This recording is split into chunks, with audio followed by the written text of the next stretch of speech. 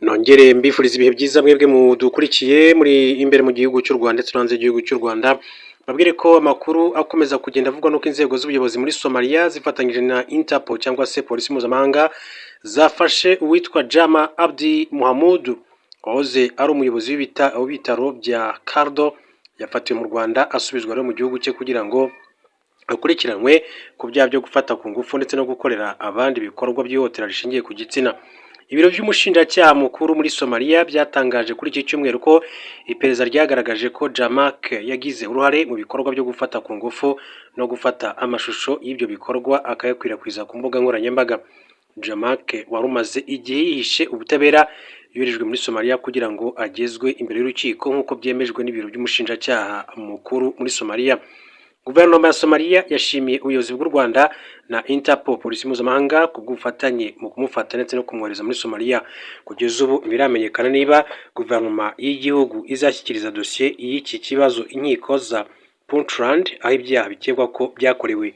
Undi ukekwaho kugira uruhare muri iki kibazo ari mu maboko y'ubutabera Igorowe ni Puntland, aho rero ategereje gukurikiranwa mu mategeko nk'uko amakuru atugeraho yakomeje kugenda abigarukaho.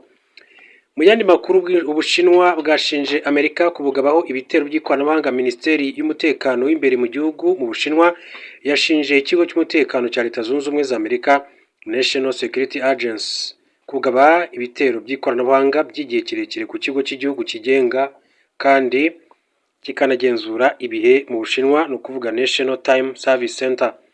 Iyi minisiteri yavuze ko ibi bitero byatangiye kugabwa muri Werurwe 2022 birushaho gukara hagati ya Kanama 2023 na Kamena 2024.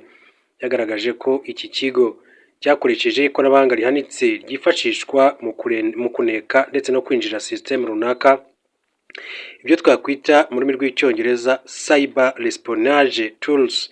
Intwaro zidasanzwe 42 zagenewe kugaba ibitero ku mikorere y'imbere ya NTCS. Bivuga ko ibitero byagabwe hifashishijwe virtual server zigaragaza amerekezo ya Amerika, i Burayi, Aziya mu rwego rwo kuyobya uburari ku nkomoko ya nyayo y'ibyo bitero. Iki kigo cyitwa NTCS yerereye Isian mu ntara ya Shanxi, kigena igihe nyacyo gikoreshwa n'inzego zitandukanye z'igihugu zirimo itumanaho, imari, amashanyarazi, ubwikorezi ndetse n'ingabo. Kwibeshyaho gato ku makuru gitanga bishobora kugira ingaruka zikomeye cyane ku bikorwa binyuranye mu gihugu hose. Wei Dong ukora muri iki kigo yavuze ko igihe kiramutse gihindutseho na milisegonde imwe bishobora rero guteza ibibazo bikomeye cyane kuri za sitasiyo z'amashanyarazi, bigateza ibura ryayo mu gihugu hose. Yongeyeho ko n'impinduka nto cyane mu bihe, ni ukuvuga nanosegonde, yatuma sisiteme y'Ubushinwa yifashishwa mu kuyobora ibyogajuru bya Baidu yibeshya mu kugena amerekezo yabyo ho santimetero 30. Inzobere z'Ubushinwa muri uru rwego zatangaje ko ibi bikorwa bishinjwa Amerika ari ubushotoranyi bwo ku rwego rwo hejuru mu ikoranabuhanga. Ubushinwa bwatangaje ko bufite ibimenyetso simusiga by'ibi bitero kandi ko bwarushijeho gukaza ingamba n'umutekano byo kubyirinda. Ambasade ya Beijing ntacyo iratangaza kuri ibitero kugeza magingo aya ngaya. Hanyuma Minisitiri w'intambara muri Leta Zunze Ubumwe za Amerika witwa Peter Hegseth yatangaje ko tariki ya 17 Ukwakira 2025 ingabo z'iki gihugu zarashe ubwato bwari bwikoreye ibiyobyabwenge. Uyu muyobozi yasobanuye ko ubwato bwari bufite aho buhuriye n'umutwe w'iterabwoba witwa ELN cyangwa se Ejército de Liberación Nacional wo muri Colombia. Ati ubu bwato intasi zacu zari zizi ko bwifashishwaga mu gutwara ibiyobyabwenge bwanyuraga mu nzira bizwi ko inyuramo ibiyobyabwenge, butwaye ibiyobyabwenge byinshi. Amashusho yafashwe ubwo ubwato bwaraswaga yabwerekanye bugurumana. Pete akaba rero yasobanuye ko abagabo bagera kuri 3 bari baburimo bishwe kandi ko nta musirikare n'umwe wa Amerika wakomeretse. Peter Hegseth yatangaje ko ELN ari umutwe ushamikiye kuri Al-Qaeda kandi ko ukora ubugizi bwa nabi burimo ubwicanyi bukabangamira umutekano wa Amerika kugira ngo rero ugere ku ntego zawo. Ati Amerika izafata iyi mitwe nk'iterabwoba, izahigwa yicwe nka Al-Qaeda. Muri Nzeri 2025 Perezida Donald Trump wa Amerika yatangaje ko agiye gushoza intambara ku bantu banyuza ibiyobyabwenge mu mazi magari, cyane cyane abaturuka mu bihugu nka Venezuela. Kuva icyo gihe ingabo za Amerika zimaze kurasa ubwato bugera kuri 6, ariko leta ya Venezuela yo igaragaza ko ibi bitero biri mu mugambi wo kwihirika kuko akenshi ishinjwa gukorana n'ababitwara. Mu cyumweru gishize Bwana Trump yatangaje ko mu gukumira abanyabyaha n'ibiyobyabwenge biva muri Venezuela byinjira muri Amerika, yategetse abakozi b'urwego rushinzwe umutekano CIA kwinjira muri Venezuela kugira ngo rero batangire guhashya ibi biyobyabwenge.